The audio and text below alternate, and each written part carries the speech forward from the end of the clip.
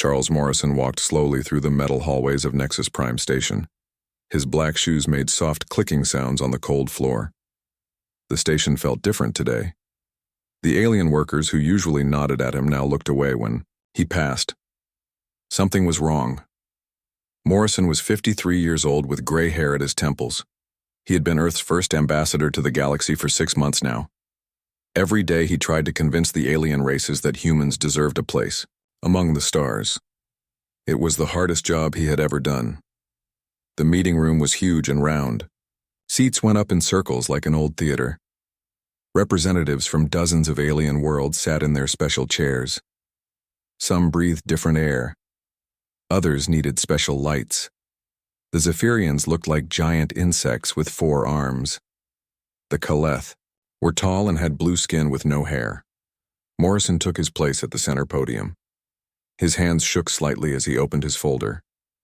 Today was the big vote. After months of talking and arguing, the Galactic Council would decide if humans could join their group.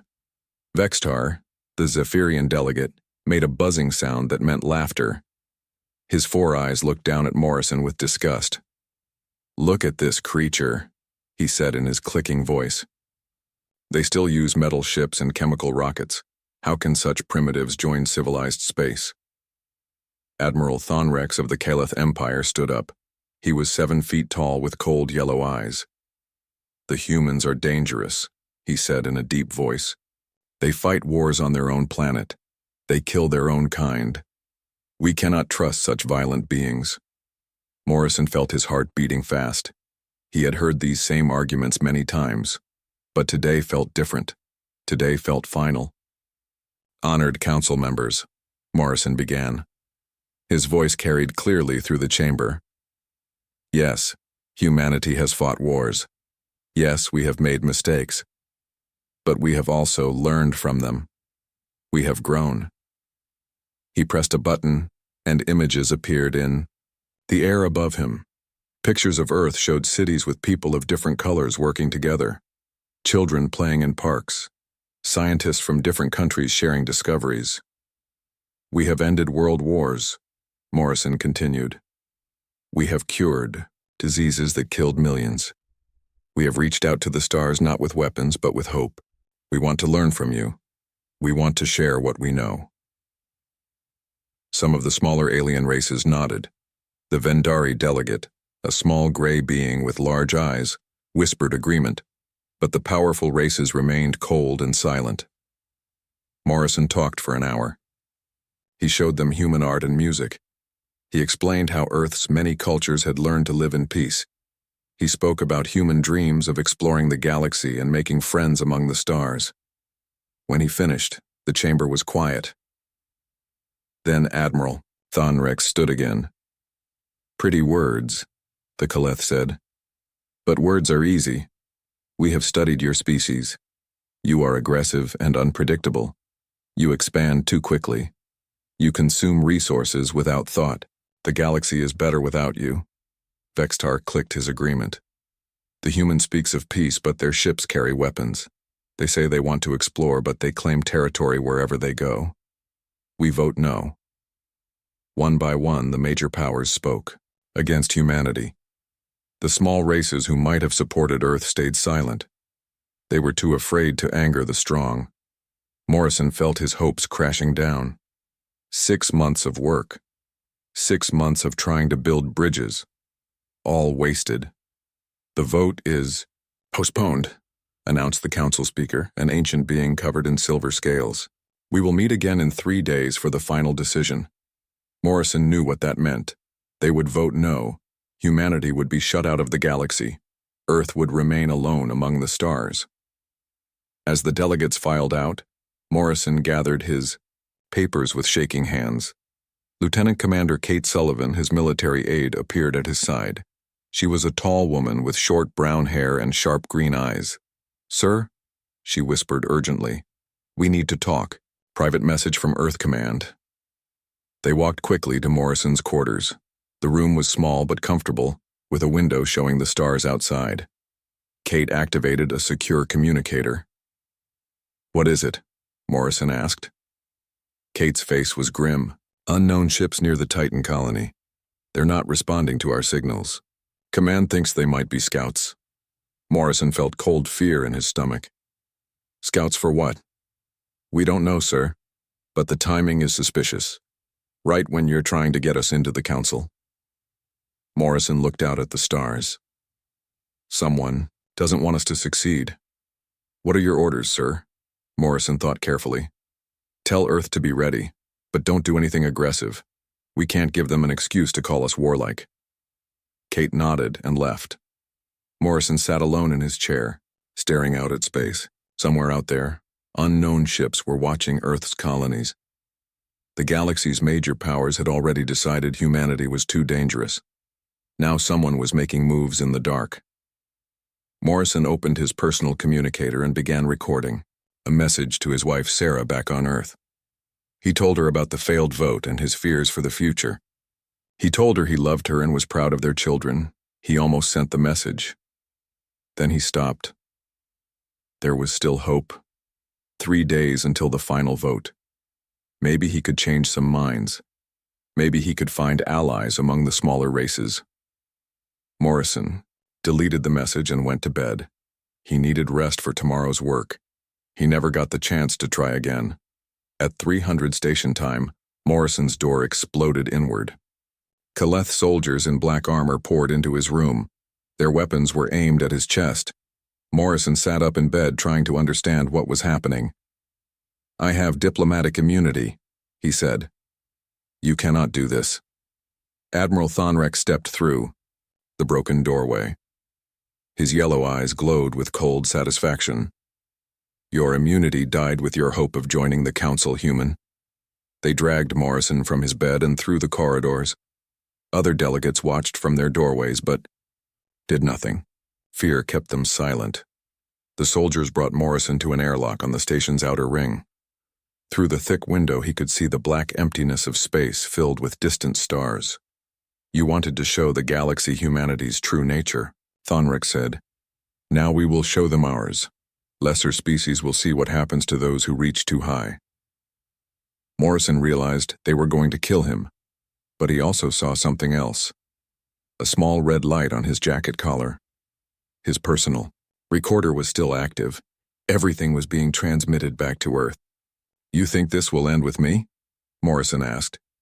He stood straight and looked Thonrex in the eyes. You don't know humans at all. We know enough, the Admiral replied.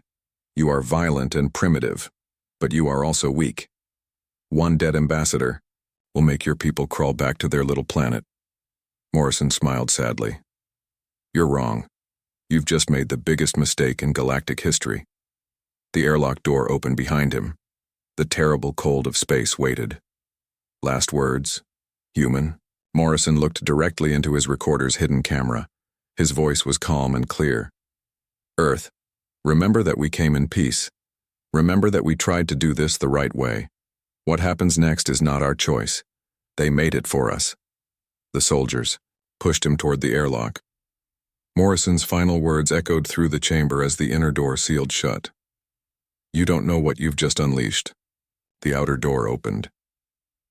Charles Morrison, Earth's first ambassador to the stars, died in the cold vacuum of space. His body drifted away from the station, tumbling slowly among the infinite stars, but his recorder kept transmitting. Every moment of his murder was sent across space to Earth, where it would arrive in 6 hours and change the course of galactic history forever. The aliens thought they had ended humanity's dreams of joining the stars. Instead, they had started something much worse for themselves. They had awakened humanity's fury. President Helen Crawford was sleeping when the phone rang. She opened her eyes and looked at the clock beside her bed. 3 a.m. Emergency calls at this hour never brought good news.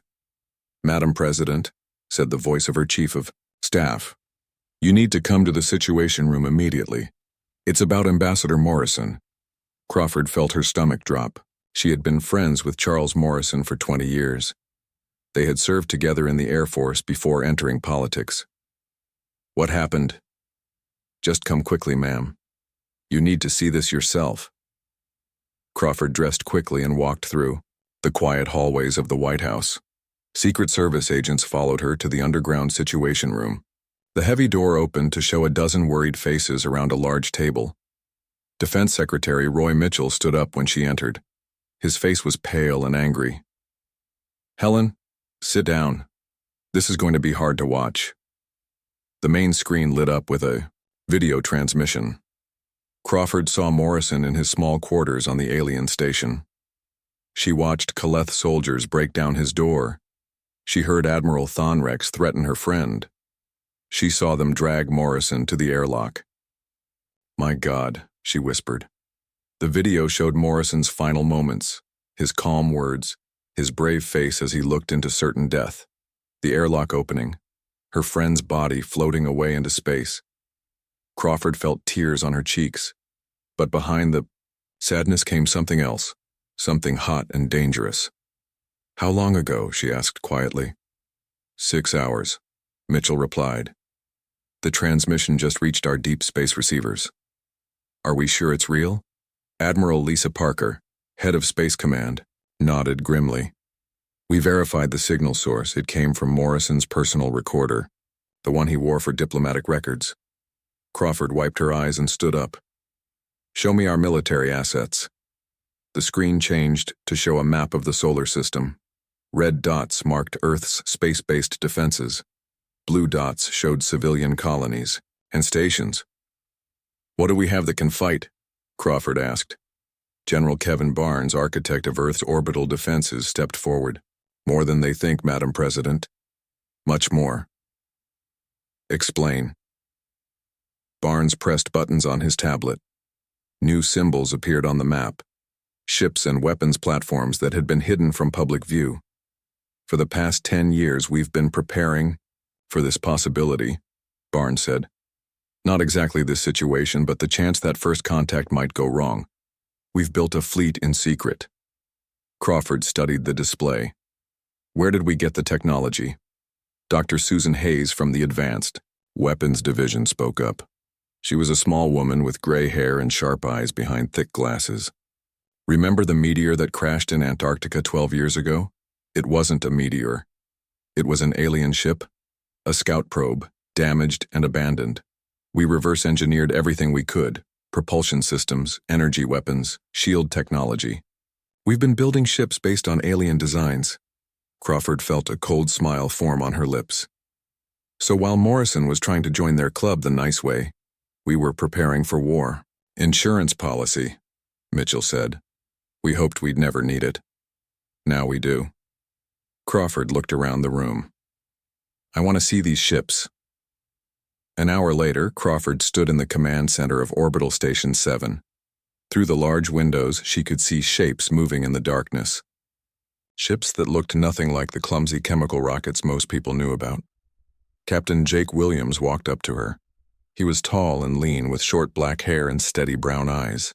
His uniform was different from normal Space Force gear, sleeker, more advanced. "Madam President," he said with a salute, "welcome to the real space fleet." "How many ships do we have, Captain?" 47 combat vessels ready for immediate deployment, another dozen finishing construction, all equipped with weapons the aliens don't know we possess. Crawford looked out at the hidden fleet. "What about crews?" "Volunteers from all branches of the military. We've been training in secret for 5 years. Everyone here knows this day might come." Engineer Lisa Grant approached them. She was young, with red hair tied back in a practical ponytail. Oil stains marked her work clothes. "Ma'am, we just finished installing the new weapon systems on the Vengeance," she reported to Captain Williams. "All tests show green." "What kind of weapons?" Crawford asked. Grant looked excited despite the serious situation. "Phase cannons that go through enemy shields, quantum torpedoes that exist in multiple dimensions, stuff that makes their technology look like stone knives." Communications Officer Tony Davis hurried over with a tablet. "Captain, we're receiving coded messages from our hidden bases throughout the system. Mars Station reports ready. Europa Base is powering up. The asteroid belt facilities are moving into position." Crawford realized the scope of what had been built in secret. "How many people knew about this?" "Need to know basis," Mitchell explained. A few hundred engineers and scientists, maybe 2,000 military personnel total, everyone sworn to absolute secrecy. The budget? Hidden in various defense projects over 10 years. Officially, we were building communication satellites and research stations. Crawford nodded slowly. She understood now. While the public had watched Morrison's diplomatic mission with hope, their military had been preparing for the worst possible outcome. Captain Williams activated a communications panel. All stations, this is Orbital Command. Prepare for Operation Thunderbolt. Repeat, Operation Thunderbolt is now active. Across the solar system, hidden bases came alive. Ships that had waited in the shadows behind asteroids and moons began moving toward jump points. Weapons that had never been tested in actual combat powered up for the first time. Crawford watched the activity with grim satisfaction. The aliens had murdered her friend thinking humanity was helpless. They were about to learn how wrong they were. "Ma'am," Tony Davis said quietly, "we're receiving transmission requests from every news network on Earth. The video of Morrison's death has leaked. People are demanding answers." Crawford had expected this. The video was too important to hide. The American people needed to see what had been done to their representative. "Put me on all networks," she said. "It's time to tell them the truth." An hour later, Crawford stood behind the podium in the White House press room. Cameras from around, the world focused on her face.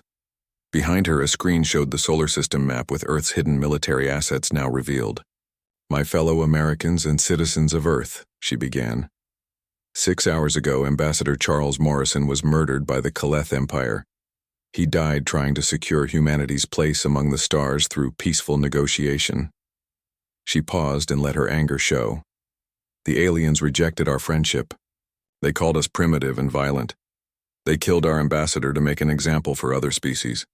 Crawford gestured to the display behind her. "They made one critical error. They assumed we were helpless.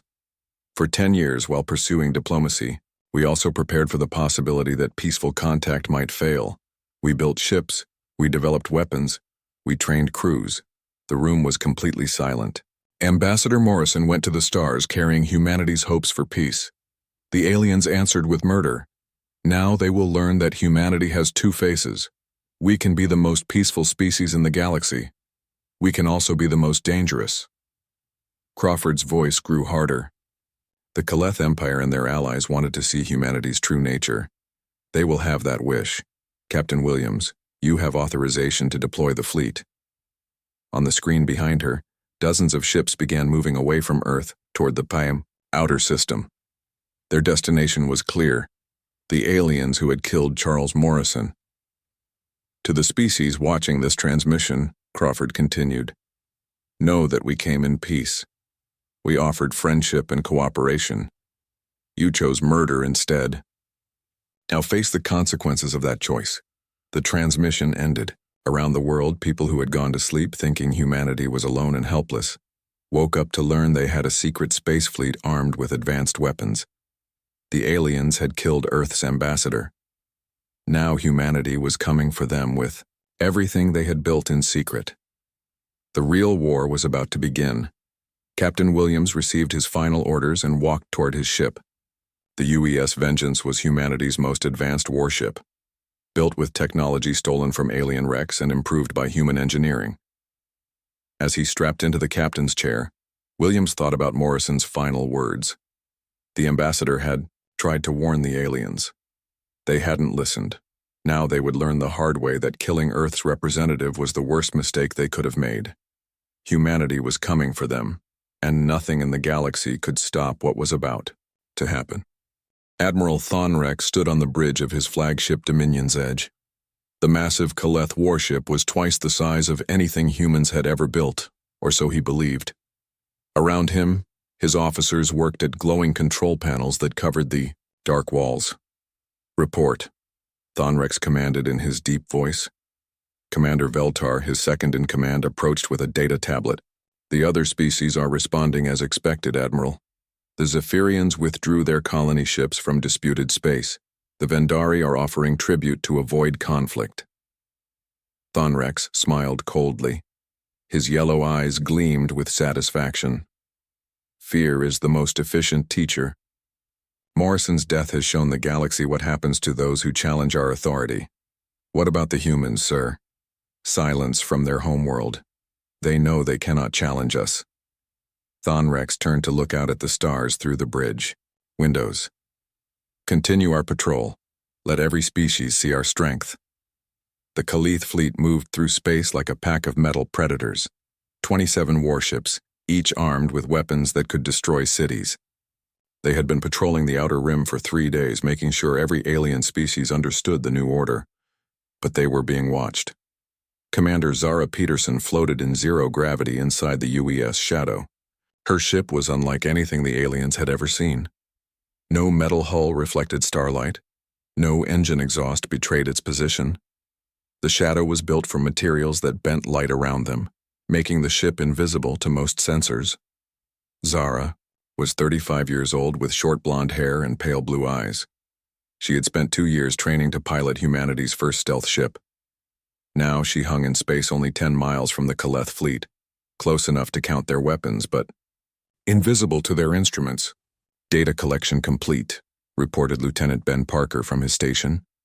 The young officer had been monitoring alien communications for 6 hours.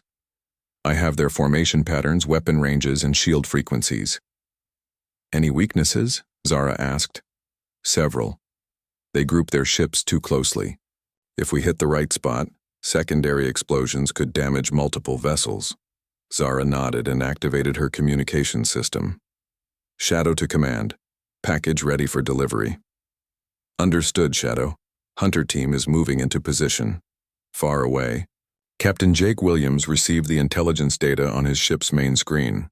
The UES Vengeance hung in empty space near an asteroid field, hidden from alien sensors. Around him, 5 other human warships waited for orders. Perfect, Williams said as he studied the Kaleeth formation. They have no idea we're here. His tactical officer, Lieutenant Carol Hayes, pointed to spots on the display. If we hit their supply convoy first, we can force them to change course. Drive them toward the asteroid field. Williams smiled grimly. Set course for intercept. All ships prepare for combat. The human ships moved through space like ghosts. Their engines made no detectable noise. Their hulls absorbed radar instead of reflecting it. Technology stolen from alien wrecks and improved by human minds made them nearly invisible. The Kaleeth supply convoy consisted of 5 large cargo ships and 3 escort vessels. They carried food, ammunition, and replacement parts for the main fleet. The convoy traveled along a predictable route, confident that no enemy would dare attack them. They were wrong. Lieutenant Colonel Amy Foster sat in the cockpit of her spacefighter, watching the alien ships grow larger on her screen. Her squadron of 12 fighters had launched from the Vengeance 10 minutes ago. Each fighter was small, fast, and packed with weapons the aliens had never seen. Red Squadron. This is Red Leader, Amy said into her radio. Target the escort ships. First, disable their engines and weapons. Let the cargo ships see what happens when you kill our people. Copy, Red Leader, came 12 voices in response. The human fighters swept down on the convoy like angry wasps. Phase cannons fired beams of energy that passed through the alien shields as if they weren't there. The escort ships shuddered as their hulls split open. Explosions lit up the darkness of space. Commander Kexavol of the first escort ship watched his bridge fill with smoke and sparks. Half his crew was dead. His weapons were offline. His engines were failing. Send distress signal, he ordered his communications officer. Tell the fleet we are under attack by unknown vessels. Sir, I cannot identify the attackers. Their technology is not in our databases. Kexavol stared at his tactical display. The enemy ships moved with impossible speed and precision. Their weapons cut through Kaleeth shields like they were made of paper. Humans, he whispered. It has to be humans. The attack lasted only 12 minutes. When it ended, all 3 escort ships were dead in space. Their crews were alive but helpless. The cargo ship sat frozen, afraid to move or fight. Captain Sofia Martinez brought the UES Retribution alongside the largest cargo vessel. Her ship's weapons were aimed at the alien bridge. Kaleeth vessel, this is Captain Martinez of the Earth Fleet. she said over the radio. You have exactly 1 minute to abandon your ships. Anyone still aboard after that will share your admiral's fate. The alien crews didn't hesitate. Escape pods launched from all 5 cargo ships. The aliens preferred capture to death. Amy Foster led her fighters in strafing runs against the empty cargo vessels. Explosions sent metal debris spinning through space. Months of supplies for the Kaleth fleet turned to floating scrap. One escape pod's radio crackled to life. A terrified Kaleth voice spoke in broken English. Please do not kill us. We surrender. We surrender. Take a message back to your admiral, Martinez replied coldly. Charles Morrison sends his regards. The news of the convoy's destruction reached Admiral Thonrex 4 hours later. He stood in his command center staring at the reports with disbelief. Impossible, he said. Human ships cannot move that fast. Human weapons cannot penetrate our shields. Commander Veltar looked nervous. Sir, the survivors described technology far beyond what we believed humans possessed.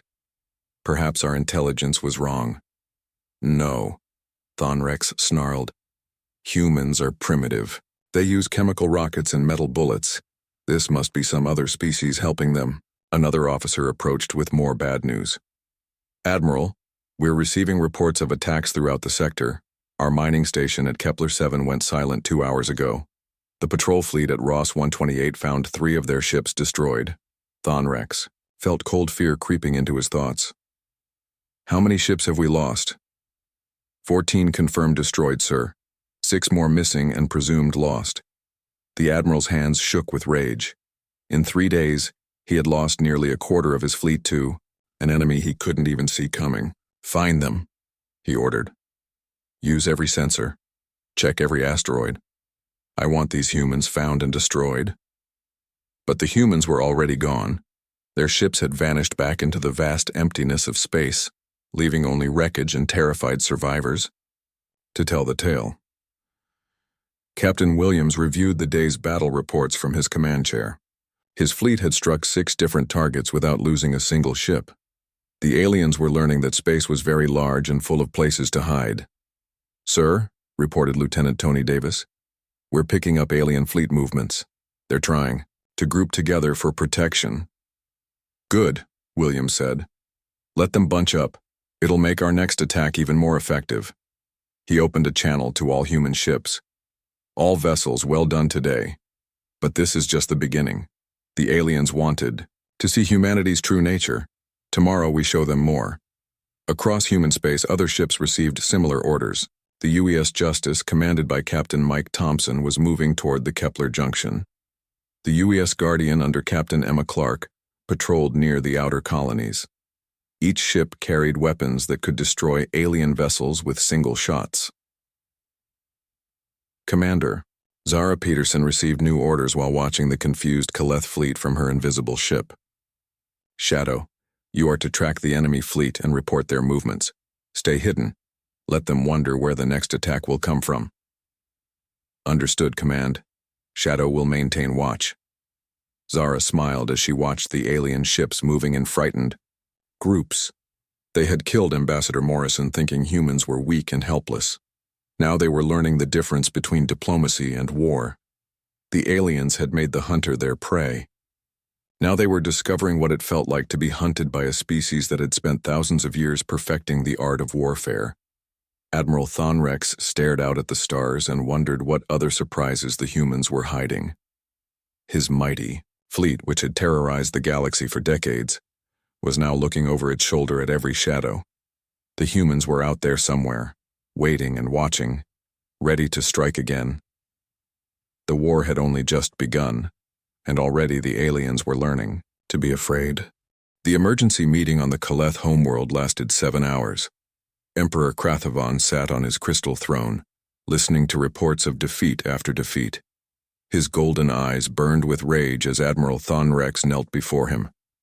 Explain to me, the Emperor said slowly, how primitive humans destroyed 40 of our ships in 1 week. Thonrex kept his head down. Your Majesty, they have technology we did not know about.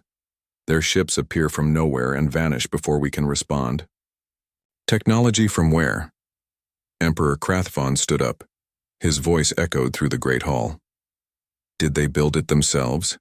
Did someone give it to them? We believe they reverse-engineered it from recovered alien artifacts.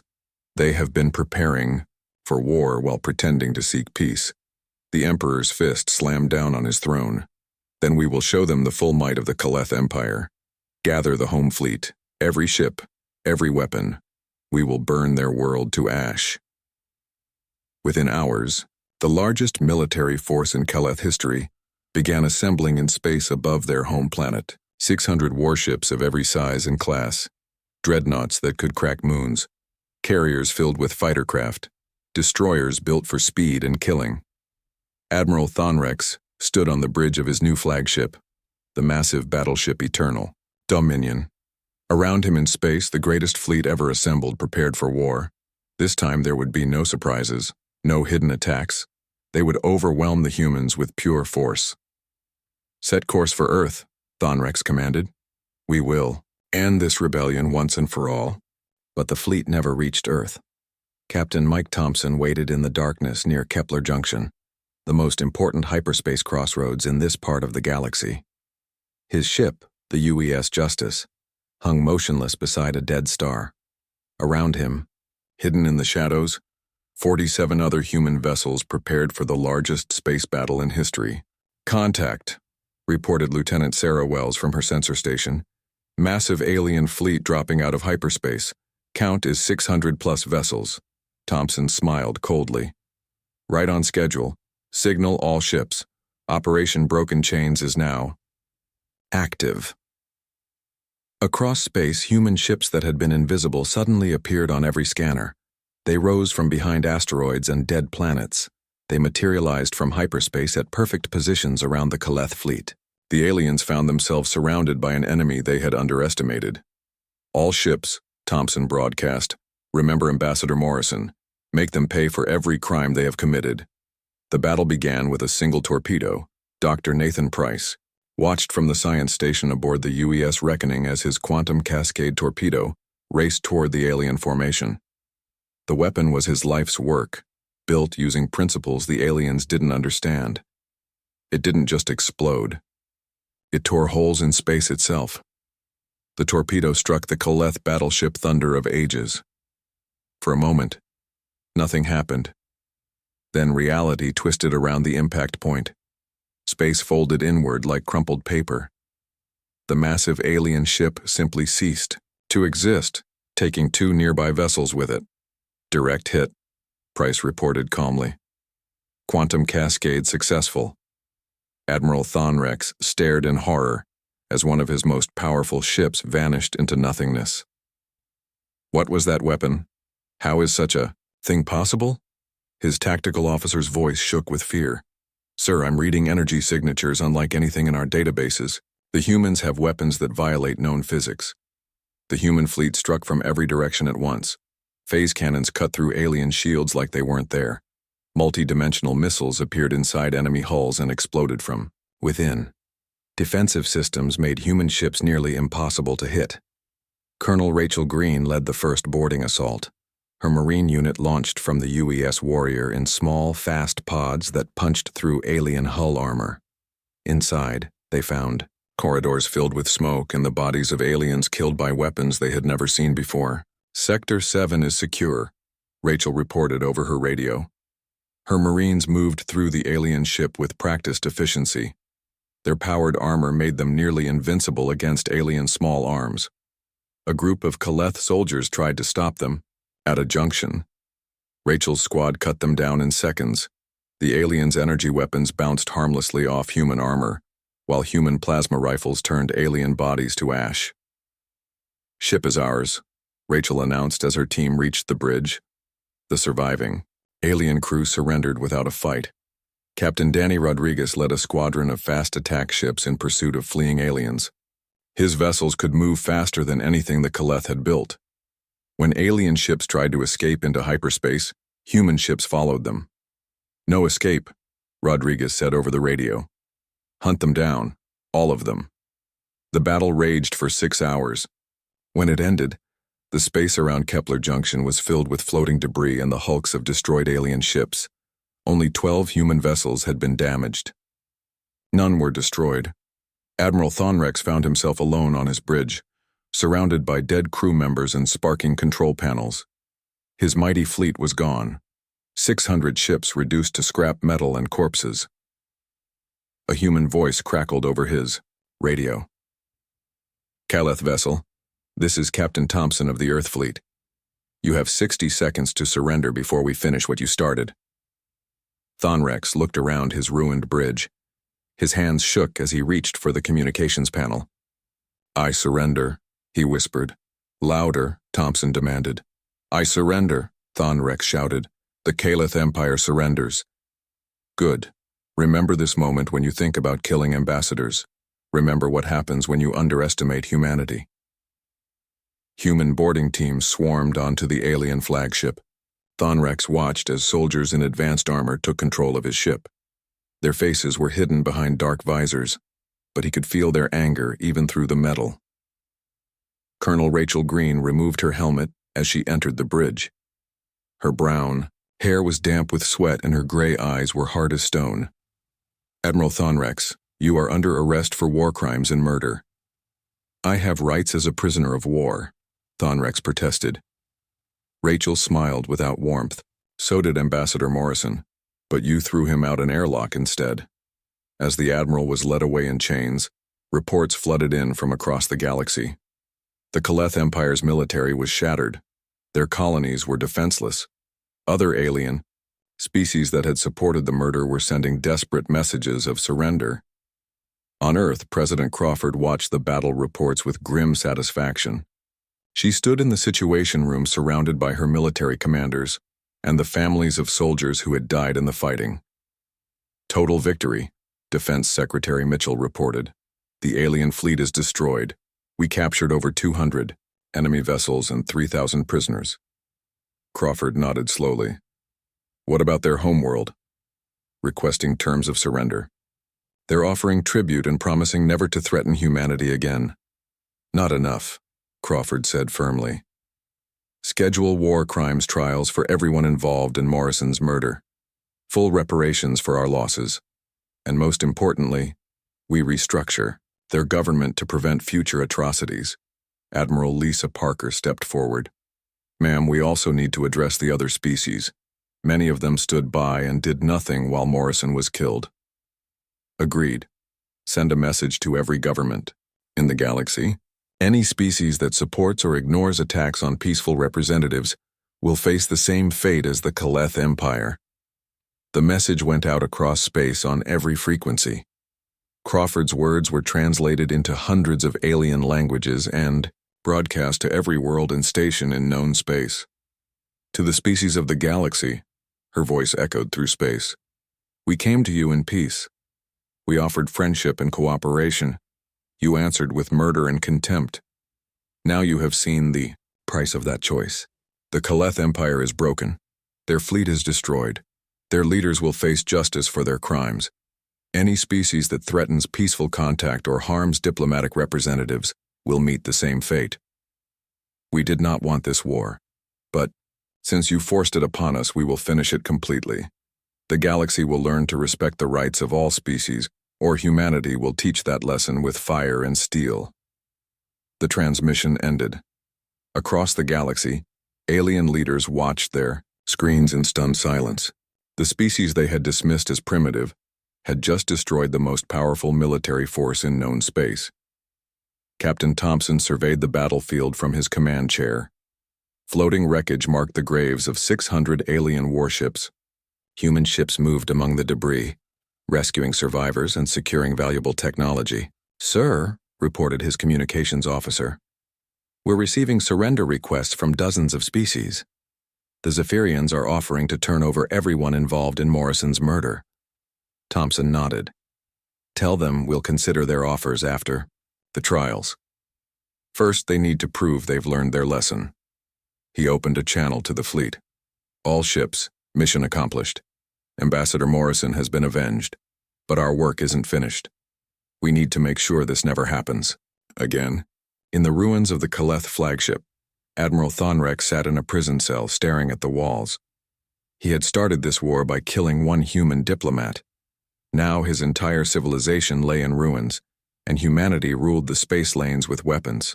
Beyond his understanding, the primitives had become the masters, the hunters had become the hunted, and the galaxy would never be the same again. The Galactic Council chamber looked very different than it had 6 months ago.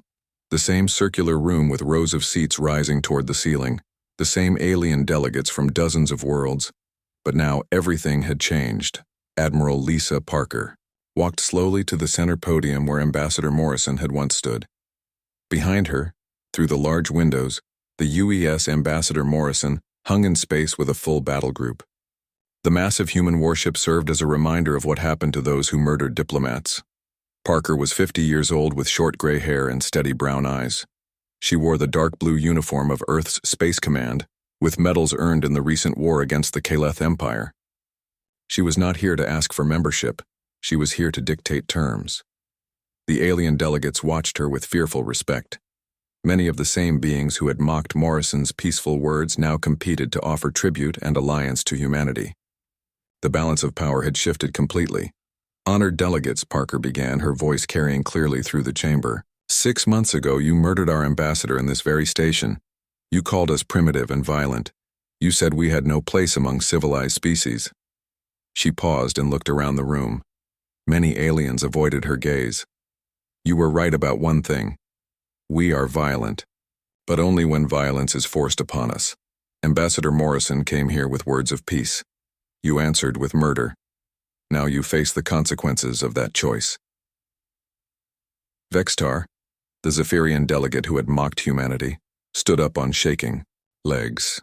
His forearms trembled as he spoke. Admiral Parker, on behalf of the Zephyrian Republic, I offer our deepest apologies for our role in the ambassador's death.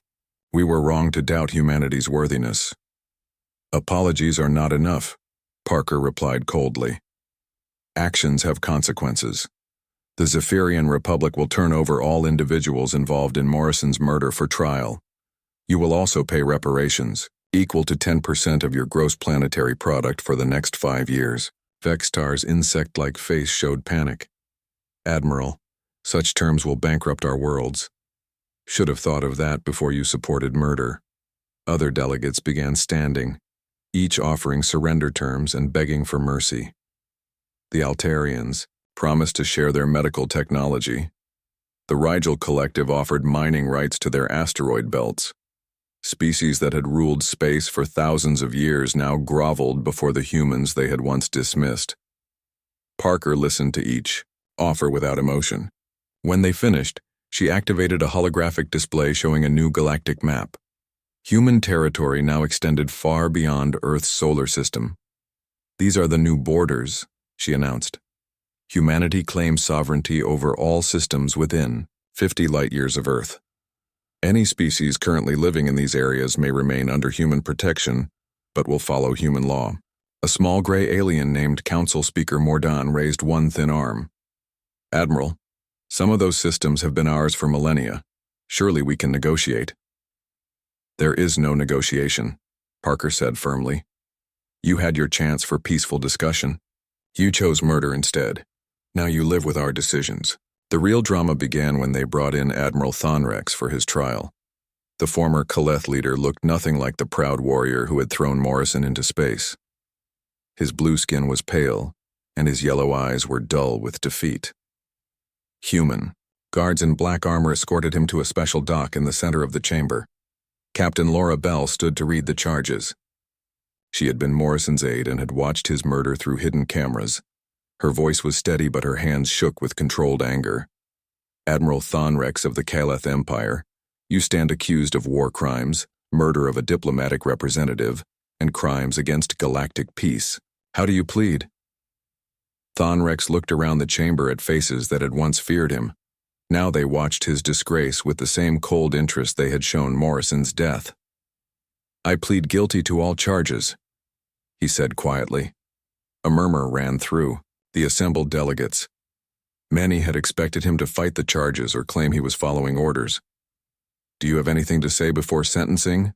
Bell asked. Thonrex stood straighter, For a moment he looked like the proud admiral he had once been. I believed humans were weak. I thought killing one ambassador would make your species crawl back to your home world in fear. I was wrong about everything. He looked directly at Admiral Parker. Your ambassador tried to warn us. He said we didn't know what we were unleashing. He was right. We awakened something we could not control or defeat. Commander Steve Walsh, the prosecutor, stepped forward with a data tablet. The evidence against the defendant is overwhelming. Video recordings show him personally ordering Ambassador Morrison's execution. Military records prove he planned the murder as psychological warfare against developing species. The trial lasted 3 days. Witness after witness testified about Kaleth crimes against weaker species. Former Kaleth officers described orders to terrorize civilian populations. Survivors of attacks told stories of families destroyed by alien brutality. When the evidence was complete, the judges retired to consider their verdict. Admiral Parker served as chief judge, with representatives from 5 other species that had suffered under Kaleth rule. The verdict was unanimous. Guilty on all charges. Parker stood to deliver the sentence. Admiral Thonrex, this court finds you guilty of murder, war crimes, and crimes against peace. You are sentenced to life imprisonment on the prison colony of Titan Base, where you will serve as a reminder of what happens to those who murder. Diplomats. As guards led Thonrex away, he stopped and looked back at Parker. Admiral, what you have built here today will not last. Power always shifts. Someday humanity will fall and others will remember how you treated the defeated. Parker met his gaze without flinching. Perhaps. But it will not be in my lifetime, or my children's lifetime. And when that day comes, I hope they remember that. We gave every species the chance to choose peace first. The trial ended, but the real work was just beginning. Over the following months, humanity rebuilt the galactic government from the ground up. The old Galactic Council was dissolved and replaced with the reformed Galactic Assembly. Every species, no matter how small or weak, received equal representation and voting rights. Captain Emma Clark commanded the new Morrison Academy, built where Nexus Prime had once stood. Young beings from hundreds of worlds came to study diplomacy, law, and peaceful conflict resolution. The Academy's motto, carved in stone above the main entrance, read, "Never again." Students learned about diplomatic immunity and species rights. They studied the events that led to Morrison's murder and the war that followed. Most importantly, they learned that strength came not from oppressing others, but from protecting those who could not protect themselves. Dr. Susan Hayes established research stations throughout human space, where alien and human scientists worked together. The technology that had won the war was now shared freely with species that proved they could be trusted. Medical advances, energy systems, and space travel improvements flowed from these joint projects. President Crawford visited the Memorial Station 1 year after Morrison's death.